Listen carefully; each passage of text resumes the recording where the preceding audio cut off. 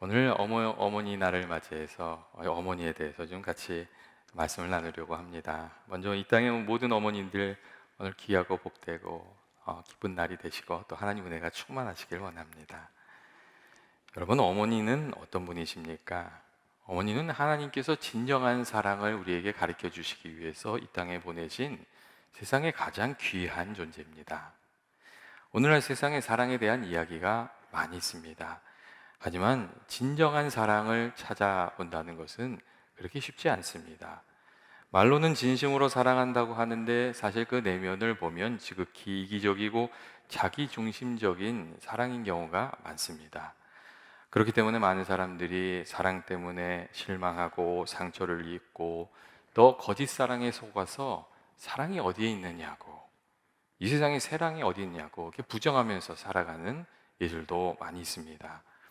그런데 우리가 어머니께로 돌아가면 하나님께서 우리에게 보여주시고자 하셨던 진정한 사랑, 참 사랑을 우리가 다시 만나게 되는 겁니다.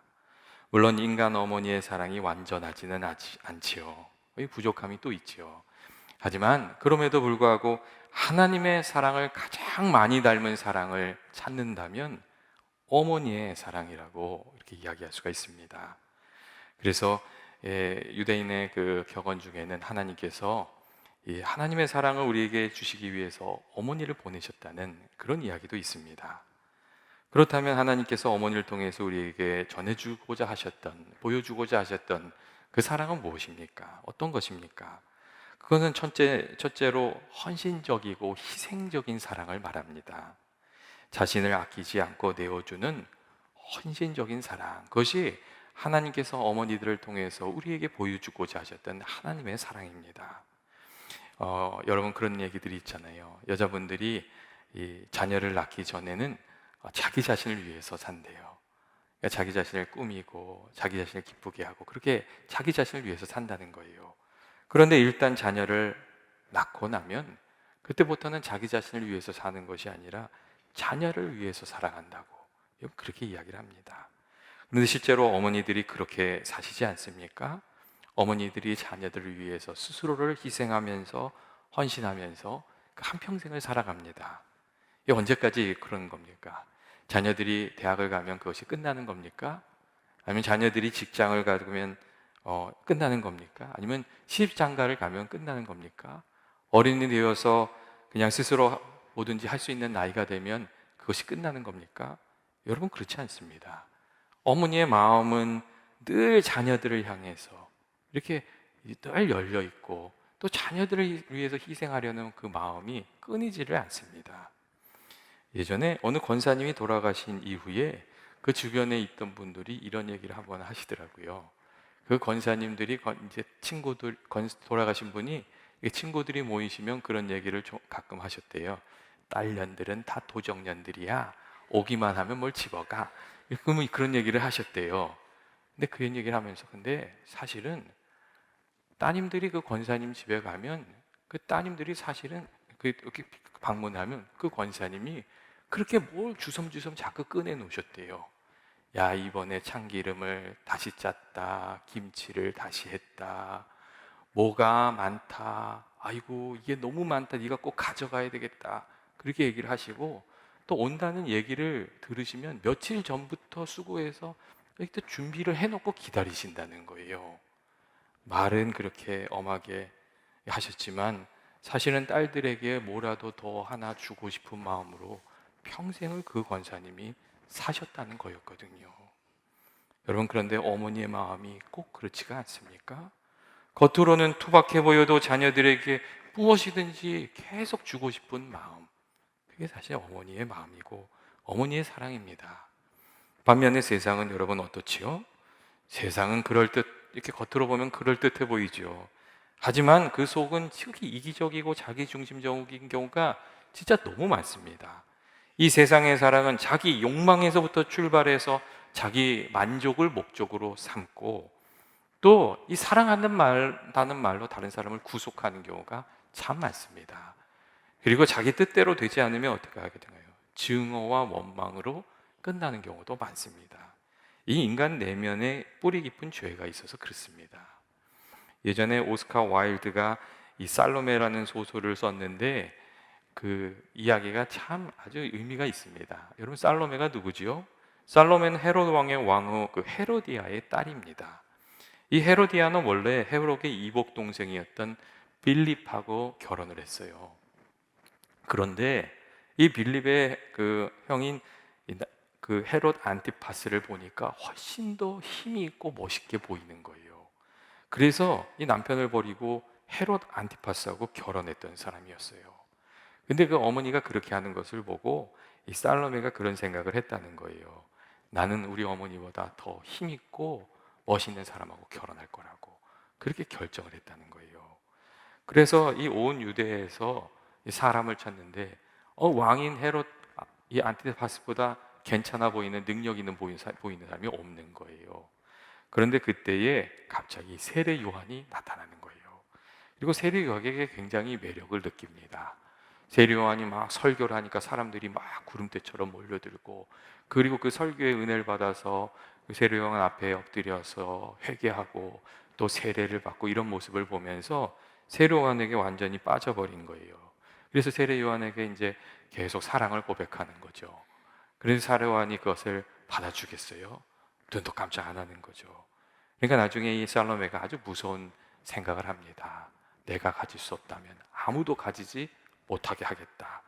세례 요한을 죽여서라도 내 것으로 만들겠다. 그런 무서운 생각을 합니다. 그리고 결국 이 헤롯 잔치 자리에서 그 춤을 추다가 헤롯 왕이 이 살로메한테 물어보거든요. 내가 너에게 무엇을 줄까? 이렇게 물어봐요. 나라의 절반이라도 주겠다. 그러니까 이 헤롯의 아내 어머니가 이제 살로메 어머니가 한마디 하니까 그 세례 요한의 목을 베어 달라고 그렇게 말하는 그런 장면이 있습니다. 여러분 어떻게 생각하십니까? 이 오스카 와일드는 이 살로메의 이야기를 통해서 인간적인 사랑, 이 세상의 사랑이란 것이 이렇게 이기적이고 잔인해질 수 있다는 것을 보여주고자 했습니다. 세상의 사랑이란 게 사랑에서 진짜 이런 거고 정말 세상에서 참 사랑을 찾기가 어렵다는 이야기를 하려고 했던 거죠. 여러분, 이 세상에 그렇게 참 사랑이 찾기가 어렵기 때문에 하나님께서 어머니를 보내주신 거죠. 빼앗겨도 기뻐하는 그 어머니의 마음을 통해서 또 하나님의 마음을 이렇게 보여주고자 이렇게 하신 겁니다. 때때로 사람들은 하나님을 굉장히 인색하신 분으로 이렇게 생각합니다. 막 이렇게 때를 써야지만 하나님이 주시는 줄 알아요. 하지만 하나님의 마음이 그렇지 않습니다. 자기 하나뿐인 아들을 우리에게 내어주신 분이 무엇을 더 아끼시겠어요? 그리고 우리가 살아가다 보면 하나님께서 우리에게 필요한 것들을 미리 준비하시고 때를 따라서 우리에게 베풀어 주시는구나. 내가 구해서 받은 것보다 구하지 않고 받은 것이 사실 훨씬 많은데 그것을 잊고 살아가는구나. 그렇게 깨닫게 됩니다. 하나님께서 우리를 사랑하시기 때문에 우리를 살피고 계시는 거죠. 그리고 하나님께서 아낌없이 주시는 분이신 겁니다. 여러분, 우리가 이것을 깊이 생각해야 됩니다. 그리고 감사함으로 좀 살아갈 필요가 있습니다. 둘째로 하나님께서 어머니를 통해서 보여주고자 하신 것은 그 자녀들을 아끼고 돌보는 그 귀한 사랑을 하나님께서 보여주시고자 하셨습니다. 자녀들이 잘 자라날 수 있도록 물심양면으로 돌보시는 어머니의 사랑, 그게 하나님이 말씀하시고자 했던 사랑이에요. 사람이 무엇으로 살아가는가, 자라나는가 하는 질문에 대해서 사람은 어머니의 관심과 사랑 속에서 자라난다는 이야기가 있습니다. 어머니가 해주신 음식을 먹으면서 그 몸이 자라고, 어머니의 사랑을 받으면서 그 마음과 정신이 성숙해져 가는 거라고, 여러분 그렇게 이야기하고 있습니다. 특별히 한 사람의 인격이 성숙해 가는 것에 있어서 어머니의 사랑은 너무나도 귀한 것이라고 그렇게 이야기하고 있습니다. 여러분, 사랑이 일을 하지 않습니까? 예전에 2차 대전이 끝난 이후에 그런 연구가 있었어요. 고아원에 대한 연구였는데 2차 대전이 끝나고 고아들이 많이 생겼잖아요. 그러니까 여기저기 고아원이 많이 생겼거든요. 근데 똑같이 각 고아원을 지원하는데 또 불구하고 어떤 고아원에 있는 애들은 막 너무너무 부실하고 사고도 많고, 또 어떤 고아는 너무 아이들이 건강하고 얼굴빛도 밝고 그런 거예요. 그래서 이 고아원들을 비교하는 거죠. 근데 결론이 다른 게 아니었어요. 아이들이 정말 건강하게 자라나는 그 고아원에는 어머니와 같이 사랑을 베푸는 사람이 있더라는 거예요. 이게 물질로만은 안 되고 그 사랑이 일을 한다는 거였죠. 그리고 이 실존주의 철학자였던 그 소설가 그 알베르트 까미도 그런 이야기를 한 적이 있어요. 사실 이 까미가 태어난 지 한 달 만에 아버지가 돌아가셨어요. 그리고 그때부터 이 어머니가 그 생계를 다 책임져야 했습니다. 아무 교육을 받지 못한 어머니, 그 어머니가 생계 이제 배운 게 없으니까 늘 평생 가정부로 일하면서 생계를 이렇게 짊어지셨어요. 또한 그 어머니에게 청각 장애가 있어서 사실 아들하고 대화도 잘 할 수 없는 그런 상황이었다고 합니다. 근데 그럼에도 불구하고 까미가 자신의 인생을 돌아보면서 나에게 가장 큰 영향력을 미친 사람은 어머니였다고 그런 이야기를 해주었습니다. 그가 노벨상을 수상한 후에 어머니에 대해서 이런 얘기를 했어요. 어머니의 사랑스러운 눈동자가 없었으면 나는 정말 아무것도 하지 못했을 것이라고. 자신을 바라보는 어머니의 눈동자는 내게 항상 용기와 소망을 주는 것이었다고 그렇게 이야기를 했습니다. 어려운 상황이었죠. 하지만 어머니의 사랑이 있었기에 좌절하지 않고 낙심하지 않고 건강한 인격으로 성장해 갈 수 있었다는 그런 이야기입니다. 여러분, 그 사랑을 하나님께서 우리에게 베풀고자 어머니를 보내주신 거죠. 특별히 어머니의 기도가 자녀들의 삶에 엄청난 영향력을 미치지 않습니까? 인생의 길에서 방황하던 어거스틴을 다시금 돌아오게 만든 그 뒤에는, 그 배후에는 어머니 모니카의 기도가 있었던 것을 우리가 잘 알고 있지 않습니까? 자녀들을 위해서 간절히 기도하는 어머니의 기도, 하나님께서 그것을 귀하게 보시고 응답해 주시는 거죠. 사실 이 세상에 누가 나를 위해서 정말 가슴을 울어가면서 눈물을 흘려가면서 그렇게 기도해 줄 수 있겠어요? 이 세상에서 그런 분을 어떻게 찾을 수가 있겠어요? 어머니 외에는 우리가 찾을 수가 없는 거죠. 어머니께서 어머니들의 그 눈물의 기도, 그 간절한 기도를 그래서 하나님이 또 응답해 주시는 거죠. 어머니, 하나님께서 우리에게 너무 귀한 분을 보내주신 겁니다.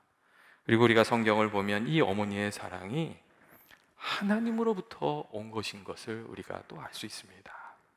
하나님께서 우리들에게 끊임없이 이 사랑을 베풀어 주시기 때문이고 또 우리를 위해서 하나님께서 늘 기도해 주시기 때문에 그렇습니다. 성경을 보면은 성령님께서 단식하며 우리를 위해서 기도하신다고 하죠. 또 예수님께서 하나님 보좌 옆에서 우리를 위해서 또 기도해 주신다고, 중보해 주신다고 그렇게 말씀하시잖아요. 이 어머니의 사랑이 하나님으로부터 온 거죠. 이 신명기 32장 10절 말씀을 보면 광야의 길을 걸어갔던 이스라엘 백성들에게 모세가 이런 얘기를 해요. 무슨 얘기를 하냐면 하나님께서 어머니처럼 너희를 돌봐주신 것이 아니냐 그런 이야기를 해요. 그 본문 말씀이 이렇습니다. 여호와께서 너희들을 황무지에서 짐승이 부르짖는 광야에서 만나시고 호위하시며 보호하시고 자기의 눈동자 같이 지키셨다. 그렇게 돌봐주셨다고 그렇게 이야기합니다. 하나님께서 그렇게 우리를 사랑해 주시는 분이시라고 그렇게 이야기를 합니다. 그리고 특별히 환난 중에 힘이 되어 주시고 도움이 되어 주시는 그 하나님의 은혜를 깊이 체험했던 다윗은 나의 힘이 되신 여호와여 내가 주를 사랑합니다. 이렇게 고백을 하면서 부모는 나를 버릴지라도 여호와는 나를 버리지 않으실 거라고 그런 또 고백을 하기도 했습니다. 우리들도 하나님의 자녀로 살아가면 어머니가 그 자녀를 돌보는 것처럼 하나님께서 우리들을 살펴주십니다. 우리가 이 믿음을 가지고 살아가면 하나님께서 우리와 함께 이 아픔을 나누어 주시고 우리의 연약함을 돌봐주시고 또 선한 길로 인도해 주신 줄로 믿습니다. 여러분, 우리가 이것을 잊지 말아야 됩니다. 셋째로 어머니를 통해서 하나님께서 보여주시고자 하는 그 사랑은 넘어지고 깨어진 자들을 용서하시고 싸매주시는 사랑입니다. 그 자녀가 잘못된 선택으로 깨지고 상했을 때 여러분 어머니가 어떻게 하세요? 그 모든 허물을 자신의 가슴으로 다 감싸 안으시잖아요. 용서하시고 받아주시고 감싸주시고 어머니 그렇게 하시지요. 이게 어머님의 사랑이잖아요. 반면에 세상은 어떻죠? 누군가 잘못을 이렇게 저지르고 나면 가차없이 비난하고 책망하고 멸시하잖아요. 그리고 회개하고 돌아와도 사실 세상은 잘 받아주지가 않습니다. 그래서 회개하고 돌아오지만 받아주지 않으니까 더 나빠지는 경우도 많이 있어요. 그런데 어머니는 그러시지 않으시잖아요. 어머니께 돌아가면 언제든지 감싸주시잖아요. 자녀들을 꾸중하지만 이 자녀에 대한 소망을 끝까지 포기하지 않으시는 분, 그게 어머니시지요. 그렇기 때문에 이렇게 잘못된 길을 가다가도 어머니 때문에 돌아오는 사람들이 많이 있잖아요. 제가 예전에 중고등부 할 때도 그런 일이 있었어요. 그 중고등부에 정말 엄청 말썽 피는 애가 있었어요. 하여튼 무슨 뭐 사건만 생기면 다 그 배후에는 그 친구가 있어요. 뭐 나쁜 거 하자고 다 시작한 애는 다 그 녀석이에요. 그러니까 이제 뭐가 일어났어? 아휴, 이렇게 되는 거죠. 근데 그런 친구들도 바뀌는 날이 있더라고요. 그 친구가 어느 날부터 바뀌기 시작했어요.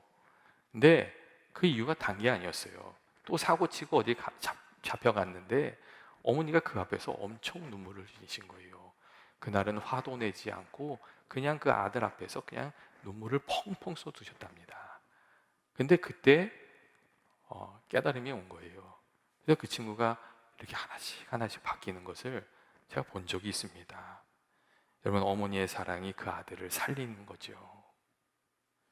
여러분, 모든 어머니의 마음에는 부족한 자녀도 어떻게든 다시금 회복시키고자 하는 간절한 마음이 있는 줄로 믿습니다. 그렇기 때문에 하나님께서 잘못된 길을 가다가 넘어진 이들을 다시 일으키고자 하시는 그 마음을 표현하고자 하실 때, 그 하나님의 사랑을 표현하고자 하실 때 어머니의 사랑에 빗대서 하나님의 마음을 이렇게 말씀하십니다. 오늘 말씀이 바로 그런 말씀이에요. 오늘 말씀을 보면 하나님께서 이렇게 말씀하시잖아요. 어머니가 자식을 위로함 같이 내가 너희를 위로할 것인즉. 하나님 마음을 표현할 방법이 다른 게 없는 거예요. 그러니까 그렇게 얘기하세요. 어머니가 자식을 위로함 같이 내가 너희를 위로할 것인즉 너희가 예루살렘에서 위로를 받을 것이다. 그렇게 말씀하세요. 너희가 이를 보고 마음이 기뻐서 너희 뼈가 연한 풀의 무성함과 같으리라. 그런 말씀을 하시죠. 하나님 무슨 말씀을 하고 계신 거겠어요? 이스라엘 백성들이 하나님의 법을 떠나서 그 말씀을 떠나서 살다가 그 형편이 아주 어려웠거든요. 많은 고난을 받게 되었거든요. 근데 그때 하나님께서 아직도 나는 너희를 포기하지 않았다고 그 말씀을 해주시는 거예요. 어머니가 너희를 위로함 같이 내가 너희를 위로할 것이고 너희를 다시 회복시켜서 너희가 회개하고 돌아오면 내가 너희를 회복시켜서 나의 위로 가운데 있게 할 것이라고, 내가 너희들의 도움이 되어줄 거라고 그 말씀을 하고 계십니다. 여러분, 어머니가 자기 자녀를 포기하지 않는 것처럼 하나님께서 우리를 포기하지 않으십니다. 언제든지 회개하고 하나님의 도우심을 구하면 우리들의 도움이 되어주시고 다시 일어날 길을 열어주시는 분, 하나님이시고 그게 하나님의 사랑이십니다. 여러분, 하나님께서 예수님의 십자가를 통해서 하신 일이 다른 게 아니잖아요. 예수님의 십자가를 통해서 누구든지 회개하고 돌아오면 다시 회복될 수 있는 길을 열어주신 것. 이게 하나님께서 예수 십자가를 통해서 우리에게 주신 귀한 은혜입니다. 물론 회개하지 않고 고집을 세우면 하나님께서 그러면 또 붙들고 또 씨름을 하세요. 왜 그러시겠어요? 자기 자녀의 그릇됨을 참지 않으시고 바로 세우시려고 하나님 그렇게 하시는 거죠. 여러분, 혹시 과거의 잘못된 선택이나 행동으로 마음의 무거운 짐을 가지고 살아가신다면, 그렇다면 너무 고집 피우지 마시고 하나님께 나아가서 진실한 마음으로 회개하고 하나님의 은혜를 구하게 되시길 바랍니다. 그때 하나님께서 주시는 은혜, 회복시켜 주시는 귀한 은혜가 우리에게 임하기 때문에 그렇습니다. 세상에 어머니 사랑보다 여러분 하나님 사랑을 더 닮은 사랑이 없습니다. 하나님께서는 우리들에게 참 사랑이 무엇인지 보여주시려고 어머니를 주셨고, 그 사랑을 받은 우리들이 또 참 사랑의 사람으로 살아가기를 이렇게 또 원하고 계십니다. 예, 그래서 어머니들이 하나님이 우리에게 보내주신 귀한 사랑의 사도신 거지요. 성경을 보면 귀신 들린 딸을 위해서 예수님께 나아가서 자녀 좀 고쳐달라고 간절히 이렇게 간구하는 이방 여인의 이야기가 있어요. 그 이야기를 보면 좀 정말 특별한 점이 있잖아요. 그 여인이 예수님 앞에 나아가서 땅에 엎드려 자기 딸을 구해달라고 막 간청을 하거든요. 근데 어려운 이들을 긍휼히 여기시는 예수님께서요, 그때는 유독 독한 말을, 아주 매정한 말을 하세요. 자녀들에게 줄 떡을 취하해서 개에게 줄 수 없다는 말로 아주 냉정하게 거절을 하세요. 그 어머니가요, 정말 어떻게 생각하면 딸을 위해서 간청하다가 아주 마음 아픈 거절을 당하고 모욕을 당하거든요. 근데 그 어머니가 거기서 멈추지를 않습니다. 보통 일 같으면 아마 화를 내고 떠나갔을 거예요. 무슨 예수님이 그러셔. 떠나갔을 거예요. 근데 그 어머니가 거기서 멈추지를 않아요. 오히려 예수님한테 그렇게 얘기하죠. 옳습니다. 하지만 개들도 주인의 상에서 떨어지는 부스러기를 받아 먹습니다. 부스러기 은혜라도 우리 딸에게 베풀어 달라고 그렇게 간청을 합니다. 어머니가 어떻게 그렇게 하실 수 있었겠어요? 그 딸을 진심으로 사랑했기 때문에 그런 거죠. 그리고 이 말을 들은 예수님께서 크게 감동하시면서 이 여인의 소원을 들어주셔서 그 딸을 고쳐주시는 이야기가 있습니다. 아마도 이 이야기는 예수님께서 우리에게 어머니의 사랑이 어떤 것인지, 참 사랑이 어떤 것인지를 보여주기 위해서 이렇게 말씀하신 그 사건이 아닌가, 우리에게 이야기해 주신 사건이 아닌가, 그런 생각이 많이 듭니다. 그런데 사실 우리가 이런 귀한 어머니의 사랑을 받으면서 이렇게 살아가고 있지 않습니까? 그런데 문제는 늘 어머니의 사랑을 잊어버리는 거죠. 어머니의 사랑을 너무 가볍게 생각하는 것이죠. 거기에 꼭 문제가 있는 것 같아요. 그래서 나중에 다들 후회하고 또 그렇게 되는 것 같습니다. 오늘 우리가 귀한 어머니 날을 맞이하게 되었는데, 어머니께서 우리에게 베풀어 주신 사랑을 생각하면서 감사하고, 또 어머니가 먼저 이렇게 하나님 나라에 가신 분들은 어머니가 나에게 원하셨던 그 귀한 소망들을 생각하시면서 그렇게 어머니 기뻐하시는 삶으로 이렇게 나아가게 되시길 바랍니다. 또 그 가운데서 또 감사하는 은혜가 있으시기를 원합니다. 같이 기도하시겠습니다. 사랑과 은혜 많으신 하나님 아버지, 저희들 오늘 어머니 주일을 맞이해서 하나님께서 우리에게 베풀어 주신 어머니의 귀한 사랑 생각하고 또 하나님께 감사드립니다. 저희들이 정말 참 귀한 사랑 받으며 살아가는데, 아버지 그 사랑을 낭비하지 말고 그 사랑에 응답해서 또 저희들 살아가게 하여 주옵소서.